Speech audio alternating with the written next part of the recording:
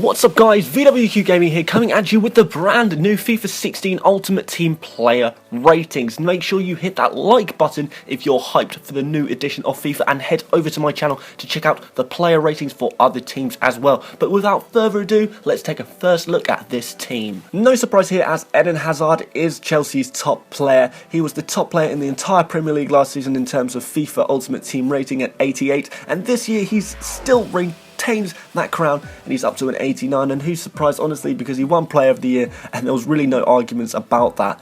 Fabregas, here's a really interesting one. He was an 84 at the beginning of last season, he went to 85 during the winter upgrades, and he's now a massive 87. This is going to transform him into one of the top players on the entire game, and a player you will definitely want in your ultimate team. Thibaut Courtois is now an 86. He was an 86 again last season, but he retains that title. He'll be the joint top goalkeeper in the Premier League alongside De Gea, and I think that's fairly accurate. I don't think you can really put too much between them. They're both top quality keepers, and here is one of those two. Diego Costa is an 86 this year. He was an 85 at the beginning of last season. He went to 86 in the winter upgrades, and he retains that 86. Another top striker in the Premier League that we'll all want in our ultimate teams. Terry is up to an 85 from an 83. Now, I think this is definitely necessary to give him an upgrade. In fact, I'd probably say that just judging by last season, he should probably be an 86 or an 87, because he was honestly one of the best defenders in the entire world, definitely top 5. But unfortunately he hasn't been so great at the beginning of this season, but regardless, he is up to 85 this year, and if you can handle his lack of pace, I would definitely stick him in your ultimate team. Nemanja Matic is up to an 84, and that will reflect him being the top CDM in the Premier League. He was an 82 at the beginning of last season, he went up to an 83 during the winter upgrades, and he is now an 84. Oscar retains his 84. He didn't really improve that much last season for Chelsea, even though Chelsea had an awesome season in general. He was one of those players where you kind of thought, is he getting any better? Probably not. Falcao is unsurprisingly downgraded all the way to an 83. He was an 88 last year, can you believe it? It just seems unrealistic that anyone could rate him that highly now, but he is now an 83, which still seems a little generous to me.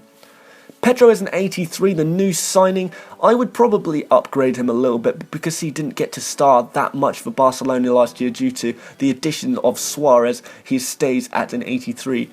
Gary Cahill is now an 83 as well, making him another massive defender in the Premier League. He was an 81 last year, but as you can remember, Chelsea's defensive record last season, it was just insane, and that is why the defenders are being upgraded to show that. Azpilicueta is now an 82. He was a 79 at the beginning of last season, an 81 during the January upgrades, and he's now an 82. Begovic stays at 82 from last season, the new signing. Willian also stays at 82. Loic Remy has actually gone up one from an 80 to an 81. His pace is going to make him an awesome striker if you're making an ultimate team this season, if you haven't got so much of a budget and if you can't afford the likes of Aguero and Sturridge and players like that. Ivanovic has actually gone down one this year. He's now an 80, and that's perhaps reflecting his age. He's getting a bit older. He's still a top quality defender, but he's not amazing, so I think 80 is just about right for him.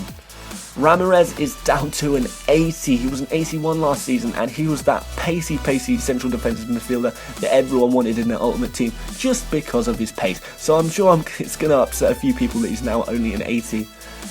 Baba, he is a 78. This is a massive upgrade because he was a 68 last season when he was playing in Augsburg in Germany, but he's going to be a really good pacey defender if you want to go for him. Kurt Zouma is now a 77. He was a 74 last season, which means he's gone from a silver card to a gold card this season, and I think he had some really strong performances last year in the Barclays Premier League, and this just about shows that. Obi Mikel is down from a 78 to a 77. We didn't get to see too much of Obi Mikel last season. He's showing his age. He's not particularly being an amazing player that he once perhaps was, so he's now a 77. Bertrand Traore is now a 74. He was a 72 last year. I don't know if you know this, but he was on loan for Vitesse last year in the Netherlands. But he'll now be a 74, and he'll be a perfect player for those silver teams. Here's a new one. It's Casey Palmer for the first time in Ultimate Team.